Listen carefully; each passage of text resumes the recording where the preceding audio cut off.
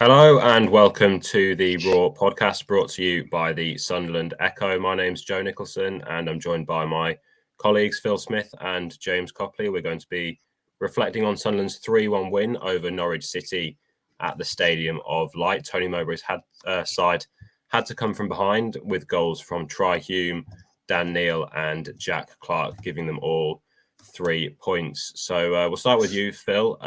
Sunderland ended a 3-game losing run with this win over Norwich, and reflecting back to just under a month ago, they were playing well. They'd won 5 of their last 6 games, but then they'd come into this sticky run of form. Dan Neil's red card against Middlesbrough, then went away to Stoke and lost, and then lost against league leaders Leicester. So just how important was this win against Norwich on Saturday? Yeah, I think it was important to sort of change the mood a little bit, but to be fair, I didn't feel the performances had really changed that much during the 3-game losing run compared to the sort of weeks beforehand. If you take the 3 games in their context, the Middlesbrough game, after a bit of an indifferent start, Sunderland were probably in the ascendancy at the point in which Dan Neil gets sent off. The Stoke game, I thought it was very harsh to lose that game, and Leicester, in a lot of ways, was one of the best performances of the season, really. When you put into context that, the form that Leicester were in, their position in the table, their budget, all Sunderland really did was miss their chances, to be honest. But I think what was pretty obvious coming away from that game, not just after the Norwich game, but before it, listening to Tony Mowbray and you yourself speaking to Dan Neil afterwards, that the players took an awful lot of belief from that game. It reminded me a little bit of after the Fulham game at Craven Cottage in the FA Cup earlier this year, where Sunderland didn't actually win, but the staff and the players talked about it a lot in the months afterwards, as it really gave them that conviction that they were on the right track, because they'd not just competed with the Premier League team, but they'd done so playing that sort of really aggressive style. So I think it was an important win, as you say, because in terms of stopping the rot of results. But I don't think there was actually a huge amount different, really. I think they played against a poorer opposition. I think that's fairly obvious. And I suppose football's won and lost in both boxes. I think generally speaking, Sunderland were the same sort of positive, aggressive, front foot team on Saturdays that had been in previous weeks. They just put their chances away. And of course, the second goal, Jack Clarke's pass to Dan Neil, is one of the best of the season so far, really. So I think it was an important win for everybody. But I have to say that, I do feel like the performance level was pretty much where it's been, actually. It's just those fine margins in football, isn't it? Mm. We have seen, James, previously, teams have come to the Stadium of Light, have sat quite deep, and Norwich were sitting quite deep, although they've got one of the worst defensive record in the Championship. But they were kind of putting men behind the ball and they wanted to hit Sunderland on the counter-attack. And when they got a goal lead, I'm sure some fans would have thought, here we go again, it's going to be a difficult afternoon. But how much credit does Sunderland deserve for getting back ahead before half-time and then seeing it out to get the 3 points? They do deserve a lot of credit. I think the conviction by the playing staff and the coaching staff to not panic despite having lost 3 games, as Phil says, the performances haven't been too bad, really, by and large. Obviously, there's always things you can improve. There's been a lot of controversy about refereeing decisions, but naturally with 3 losses comes some external pressure, some outside noise. Sunderland's record at the Stadium of Light wasn't all that good last season, so to go a goal behind against Norwich, who I think hadn't won in 4 coming into it, obviously that's now moved to 5, was a worry. It was very much against the run of play. I thought Sunderland largely dominated those opening exchanges and just didn't score, but then Norwich get the sucker punch, and you do feel, oh no, here we go. But I think everybody in that stadium, really, bar the Norwich City fans, Sunderland players and Sunderland fans actually just stuck with it. I didn't feel that much angst from Sunderland fans. Yes, they were disappointed, but there seemed to be a recognition that, hang on, we are the better team here. Perhaps that was partly also because of the sort of questionable refereeing decision around that Norwich City goal. Is he offside? Isn't he offside? Is he interfering with play? All of that sort of stuff. So that sort of contributed to the injustice. But, the stats paint a picture as well. Just got them here. Sunderland had 17 shots the whole game to Norwich's 9. And Sunderland had 9 shots on target to Norwich's 2, 63% possession to 37%. That always looked like they were going to win the game once they took the lead. Even when they equalised, I thought, right, here we go. A really excellent turnaround. I think there's still some questions tactically, especially up front, and about team cohesion, and perhaps we'll talk about that shortly. But I think the question for me around this team still is if a Jack Clarke or a Patrick Roberts isn't firing, or if a fullback can't get on the action, or if we can't get a goal from midfield, then do we have a championship quality centre forward who can really make the difference? Now, I think that remains to be seen. Hopefully, one of the four we've got develops, and obviously Royston had a really good game, really positive game. So yeah, there's a lot to go up, but I think a very, very important win for Tony Mowbray as well, because you don't get a result against Norwich, who are in bad form, and suddenly people start to concentrate on the results rather than the performances, and rightly so, because it's a results business at the end of the day. But yes, good to get back to winning ways, definitely. Mm-hmm. Well, you mentioned Jack Clarke there, another goal for him from the penalty spot, and he was excellent again on Saturday, wasn't he, Phil, with that goal and just with the driving runs that he produces down the left-hand side. But as James mentioned there, Sunderland, maybe in the last few games, have looked like they've been a bit reliant on Clarke. He has kind of stepped up. He's got 9 goals now this season, which I think is as much as he scored last season in the league already. But just how impressive was he, and how reliant do you think Sunderland are on Clarke at the minute? Yeah, I think probably, a little bit too reliant. I think that is a fair comment at the moment. Having said that, if you've got a player with the qualities that he has, with the consistencies he's at, then why wouldn't you rely on him? Do you know what I mean? Because I think it's kind of one of the worst cliches in football, isn't it? That wingers are inconsistent and you can't expect them to be at it every week. And actually, Clarke's kind of proven that wrong, as Ahmad did to an extent last year when his goal contributions were pretty much won every game. I do think that what he's doing this season is remarkable, and I think Saturday was pretty much a classic example of that, really, where Norwich doubled up on him. I mean, Fastnacht was in the team pretty much purely, I think, to double up with a young right back and try and defend Clarke. And they don't really seem to have the ideas to stop him. And I think what's so impressive about Clarke is, if you look back to when he first arrived on his initial loan spell, I think he was a fairly one-dimensional player. He would pick up the ball and he would cut inside and he would drive until he was stopped, and he was pretty effective at it. But now you can see he can score goals at the back post. He can take players down the outside as well and cut the ball back on his left foot, as he did for that famous Patrick Roberts goal, something that he's just developed more and more. I think he's playing at as high a level as anybody in the Championship right now. And so, Sunderland probably are reliant on him. But I think when you've got a player in that form and that quality, I think that's just a natural process. I think you're always going to want to get the ball to him whenever you can.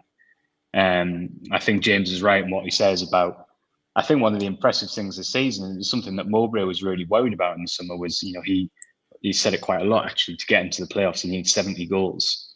Where are those goals going to come from with no Ahmad? At that time, we didn't know what was going to happen with Ross Stewart. And I think what we have seen is actually across the squad, it's been pretty good. Dan Neil's got 3 goals now, hasn't he? And Pierre Ekwah has got 2. You've got players chipping in, but that centre forward, I think, is a little bit of a worry. Because although Sunderland have kind of adapted to almost play without one, I think you do feel like they're a little bit reliant on Clarke's goal scoring output at the moment. And I think the decision to go with Rooston on Saturday sort of reflected that, because I think Mowbray has spoken a lot about Mason Burstow and saying how impressed he's been with his athleticism, his off-the-ball work. But I think we could all see that he wasn't getting a huge amount of chances, and he hasn't particularly looked like scoring. And I think Mowbray felt at the time was right to go with Rooston. And actually, I do think that Rooston did well. He got into good areas, he pressed really well. And I expect he'll probably get a chance again on Saturday to play against Swansea. And I think it's going to be really important that someone up front steps up. I do think this team have shown that it's not all about strikers, and there are different ways to play, and there are different ways to score goals other than having sort of your classic number 9. But I do think when you look at the goal scoring charts, it is a little bit of a concern that Clarke is so out in front on his own. I definitely think that's a big focus over the next few weeks, is to try and get some continuity and get some goals from the front line. It looks like Rooston's very much sort of next in line to get that opportunity, as Burstow did. Mm-hmm. Yeah, I didn't realise, just watching the Dan Neil goal back, just how good Clarke's kind of footwork was to kind of beat a couple of Norwich players and then set up Neil. And what also was interesting was Rooston's run, which kind of opened up that space for Neil to kind of break through into the midfield and then dink the ball over the goalkeeper. But Phil mentioned it there. James Rusyn came in to the side for his first senior start for Sunderland. Didn't receive too many clear-cut chances, but how do you think he did, and how would you assess his performance? I was really impressed. Obviously, he's in the team to score goals. That's his primary job, and he didn't manage to do that. But I thought his all-round game was good. He didn't really have sort of a number 10 playing really close to him. I thought Bellingham was a lot deeper. So in that regard, he was sort of feeding on scraps in a way. I think what we've seen at Sunderland over the years in terms of strikers is that if you're not scoring, I'm thinking back to Ellis Sims here, who I was a massive fan of, but you've got to sort of show that willing sort of running and willingness to work. And the perception of Ellis Sims was that when he wasn't scoring, sometimes he wasn't making those sort of darting runs like Ross Stewart, but it just wasn't his game. There were different players. However, I think with Rusyn, he did make sort of not Ross Stewart-esque runs, because obviously Ross Stewart's a bit of a different animal in the Championship, but there was that willingness to work. He was sort of making the diagonal runs. He was cutting in behind, and I think that the work rate was impressive, really, considering he didn't really get too many chances. But as you say, for Dan Neil's goal, the run to sort of to draw the defender away was impressive. He's coming in to a new country. Mowbray's admitted that he doesn't fully know the language. Hopefully that comes soon. It's a slightly different case, I suppose, a little bit to sort of Mayenda, Hemia, and Burstow, in a sense that he is slightly older. Obviously, he lacks experience like the other two as well, but perhaps he's got that little bit more maturity and a little bit more experience in football generally, that he could be the option going forward. But it's his first 90 minutes, so it would be good to see him back in against Swansea, which I suspect he will be, as Phil mentions. Hopefully he can get a run.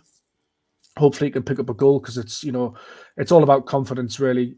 When Hemia came on, Joe, towards the end, and he had that chance at the end of the game and he just snatched it and it went up over the bar, I was gutted at that, because you want a Sunderland striker to put the hand up, really, and get on the score sheet. I think the frustration is from fans. It's almost a minor one, really, in a sense that we can see how much of a decent team and outfit this is. It's very well coached. There's, Neil and Ekwa in the middle, who are really positive players. You've got Clarke and Roberts, who on the day two are the best wingers in the league. We've seen that consistently. So if they could just get a goal scorer, from the striking position, somebody in form, and somebody that fits, I think, Sunderland then become a really, really interesting proposition, which they are already, to be fair.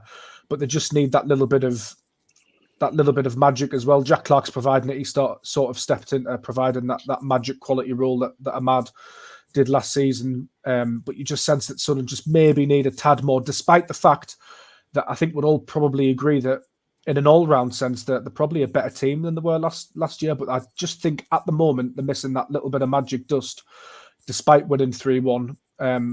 But, we didn't, I think me and Phil have discussed this on the pod before, and you, Joe, that we didn't really see that from Ahmad until December, that Birmingham City game before we went away for the World Cup. So hopefully new threats develop. But I think, you've largely got to be positive, really, and hopefully Rusyn can put in another similar performance against Swansea. And perhaps he'll get more of a clear-cut chance this time. And, it's all about familiarity. It's his first 90 minutes, new teammates and stuff like that. So I'm fairly optimistic. I suppose in recent weeks, the side's been a little bit disjointed, hasn't it? With Neil coming out with his suspension against Stoke, Ekwa's been out with an injury. But do you think on Saturday, Phil, maybe Sirkin coming back in for Huggins, that we perhaps saw Sunderland's strongest side against Norwich on Saturday? I think it's I thought that Sirkin had a massive impact when he came on against Leicester on, was it Tuesday night? Yeah, I thought immediately, mainly just because of the balance of the side. It's not really a slight on Huggins, but Sirkin's sort of natural left-footedness, his instinct to sort of go outside. I thought it added a real, a really big dimension to Sunderland, and was one of the key reasons really why they almost got back into the game. But I think that at this stage, I think it's actually quite a tight call, because I think what we're seeing with Niall Huggins is it was almost when he first came back from his injury, he was almost understandably getting through games, because I think that match fitness wasn't there, match sharpness wasn't there. But I actually think if you look at the last sort of 3-4 weeks, he's bringing a lot in possession. He looks a lot like Niall Huggins did when he first arrived at the club, with those sort of big driving runs further forward through the middle of the pitch, taking players out the occasion. And his defensive work was really good again on Saturday. I think we know that when Dennis Serkin is fully fit and at his best, is he definitely in this sort of strongest 11? I think he probably is. But I think at the moment, you've got a really good opportunity to sort of feed Serkin back in quite carefully. And I think Huggins, personally, I think probably deserves the opportunity to continue for another couple of weeks. And I think the positive side of it is it gives you that option on the other flank as well, because, Trey Hume has been exceptional. And there's no doubt he is absolutely in Sunderland's strongest 11. But with Timothy Pembele sort of taking longer than Sunderland had hoped to get up to speed and get up to full fitness, there's some really welcome depth now, because Huggins, obviously, if you play him on the right side, as we saw against Watford, he can bring you a real attacking outlet. So I do sort of agree with you. I think if you were starting from scratch without sort of background and context, I think you would always go with Serkin in your team. But I thought Huggins had another strong game on Saturday, and I think it's a really good option for Mowbray to be able to bring Serkin on later on. And that's going to be an interesting position to sort of throw forward as well, because obviously Adji Elise is going to be back in 2 to 3 weeks. Now, with him, it's going to be a bit of a long-term process, isn't it? Because he hasn't played much football for such a long time. But what was a position where I think you were a bit worried about the depth, is one where actually you can start to see Mowbray's getting some real options. And I think Huggins deserves a huge amount of credit, because, like I say, I think he's in that team on Saturday probably on merit, really, and that's credit to how he's done over the last few months. Mm-hmm. We'll just stick with you quickly, Phil, while we're on injuries. There was some talk before the game on Saturday that Eliza Mayenda could come back into the squad. Mowbray saying that he wasn't fit enough to start, but he could be on the bench. Wasn't part of the under-21 squad that played on Friday as well. So what did Mowbray have to say about him after the game? Yeah, I think Mayenda, he had a full training session, I think, on Thursday, but afterwards just reported that he felt a little bit of discomfort in that hamstring, which is where the injury obviously initially was after he moved. Mowbray had been really clear in the press conference that although he would probably be on the bench, it was going to be a case of giving him 5-10 minutes at the end of the game. He wasn't ready, sort of match fitness-wise, to play a substantial role. So I think with that in mind, Mowbray just took the view that it wasn't worth the risk. If he was only going to be on the bench potentially for a 5-10 minute cameo, why risk him potentially aggravating that injury? I think Mowbray's really excited about Mayenda. You can tell when he talks about him. He thinks he's got something a bit different to add to the group. He's very versatile. And he was very clear that, it didn't quite happen for him on Saturday in terms of getting on the bench and making his debut. But it's definitely something that will happen soon. So if he's not in the squad for Saturday's game at Swansea, I think we'll almost definitely see him in the squad for that last game before the international break against Birmingham. And then I think moving into that international break, you'll probably see him get some more 121s minutes, whether that's league games, whether it's behind closed doors games at the Academy Light. And then fingers crossed, I think at the end of this month, when someone come back from the next international break, I think we'll then hopefully be at the point where he can really compete to be playing regularly and maybe even pushing for his first start. Mm-hmm. Just quickly as well, I wanted to clear something up on Saturday about Norwich's opening goal, where there was appeals for offside. Pierre-Ekwa felt that while Gabriel Sara, the Norwich midfielder, was offside, Pierre-Ekwa let the ball go through to him.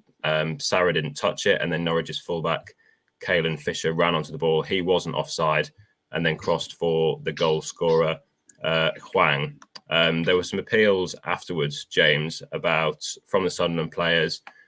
We all thought that Pierre-Ekwa got booked for his appeals. There were some suggestions that it was Dan Ballard that got booked, and that would have meant he received his 5th yellow card of the season, which would have meant he had a 1-game suspension for the game against Swansea next weekend. But you've had it confirmed what actually happened there. Yes, so obviously, as you've just mentioned, Norwich scored. I think Pierre-Ekwa and Dan Ballard were appealing quite heavily to the referee. I think Ballard was next to Ekwa. There was a yellow card shown. I think we all were of the opinion that it was shown to Ekwa for dissent or something along those lines in the stadium. But I think, not to dig anybody out here at all, but I think a lot of, or most of the websites pull their information from Opta. So I think maybe somebody's mistaken that the yellow card's gone to Dan Ballard when it hadn't. So obviously all of the websites said Dan Ballard had got yellow carded, including, Flash Score and BBC, which we all use as well to double check things. So Went to the FA for a bit of clarification, and they confirmed that it was Ekwa and not Ballard. So Ballard will be available for Swansea if he is fit.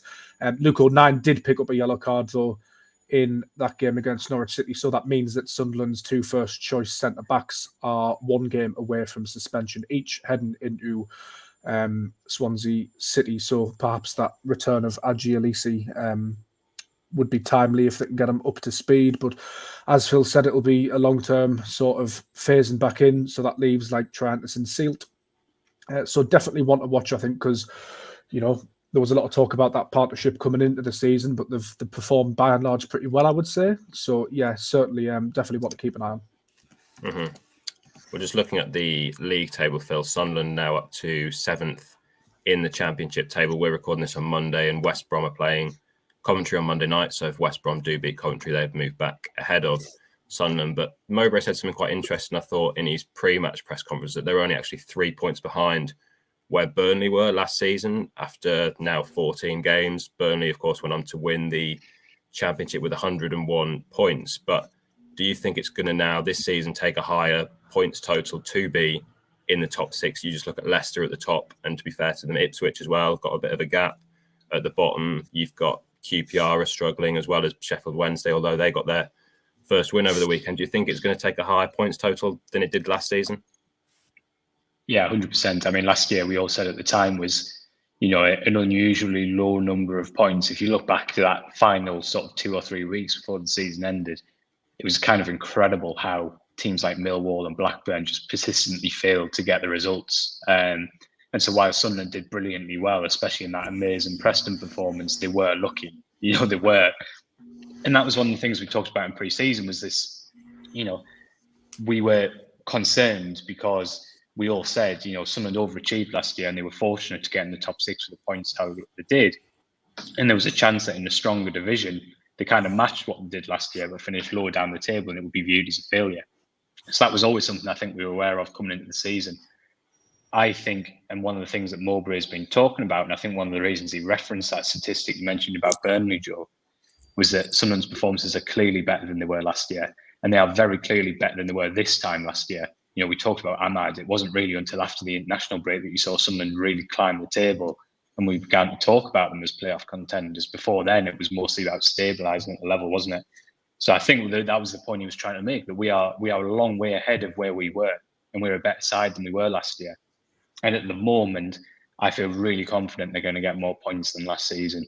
But as you, I think, rightly mentioned, that's no guarantee that you're going to finish in the top 6.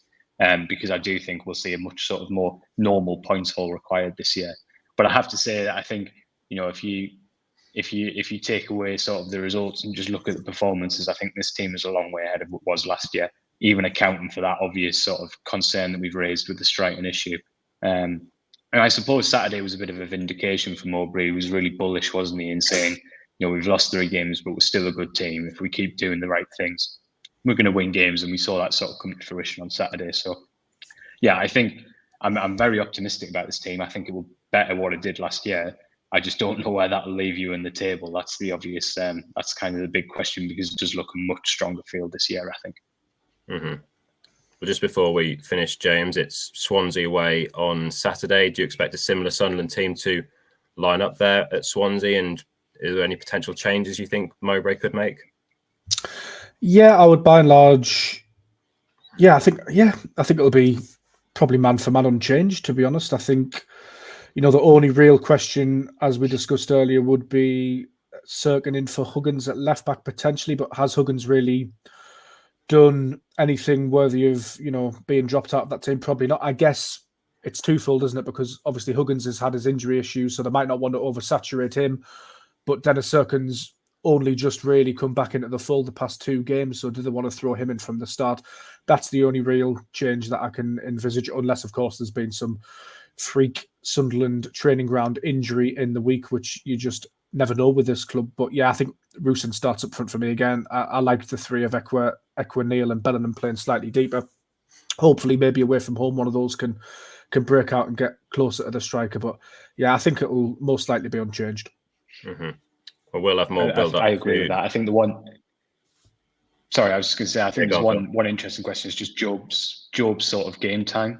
which I think at the moment is he's played a lot. Absolutely through the roof for his age. And I think obviously the thing with Job is he's not getting international breaks because he goes away on international duty and he plays. And I do wonder if at some point, even though I think clearly he would be in all of our sort of strongest Sunderland 11 at the moment because he's been absolutely brilliant all season, I do think at some point you're going to have to rest this kid because this is still his first season of senior football and he's playing like 3 times a week in the Championship and then going away and play for England. So I think at some point it's really important that Sunderland give him a breather. I think you have seen some signs of fatigue at times in the last couple of games. I'm not saying necessarily this Saturday, but I think at some point, there is a question: do you give Rigg a go? I thought he was excellent, or do you bring Pritchard in with that experience and let Job rest and come off the bench? It's not me saying that Job should be dropped because I think he's been excellent, but I do think there's a question there over at what point do you give Job a bit of a breather just to protect him for the rest of the season because he's already become such an important player. I think it's testament to Job as well that the sort of the lack of narrative around him now, because when we signed him and when we saw him in pre-season, it was very much, which position is he going to play? We're not really sure what he is. He's very inexperienced. We might have to play the long game. He's clearly got talent. And now, first part of the season, he's a regular starter for Sunderland. He can play in midfield. He can play in attacking midfield. And his stature now as a football player is well beyond the 18 years he's been on this planet. I think we're probably guilty of maybe not giving him enough credit just by virtue of how consistent he's been. It's phenomenal, really. You forget that he's 18, don't you? You forget that he's still that young age. And Dan Neil mentioned to me after the game. In my head, more minutes this season than last season already. In my head, he's not that much different to Dan Neil in stature, which is remarkable, really, given Dan Neil's got 3 seasons ahead of him in terms of professional experience. It's crazy. Well, Dan Neil was saying that after the game, actually, how he felt that in his kind of first season when he was a senior in League One, that he did feel by January he kind of had that burnout. So Sunderland do have to be careful that with Bellingham, that as well as he's played at the start of the season, that they don't kind of overuse him. And as Phil mentioned there, they've got Pritchard that could come in. Bradley Dack was back on the bench. So they have got options that could easily come in there. But we'll see what Tony Mowbray does for Saturday's game against Swansea. You can find more build-up to that game over on the SAFC section of the Sunderland Echo website. We'll probably have another podcast as well out before then, previewing that game. And Mowbray will be speaking to the media later this week, so you can find all the latest Sunderland news over on the website. So once again, thanks a lot for listening to the Raw podcast.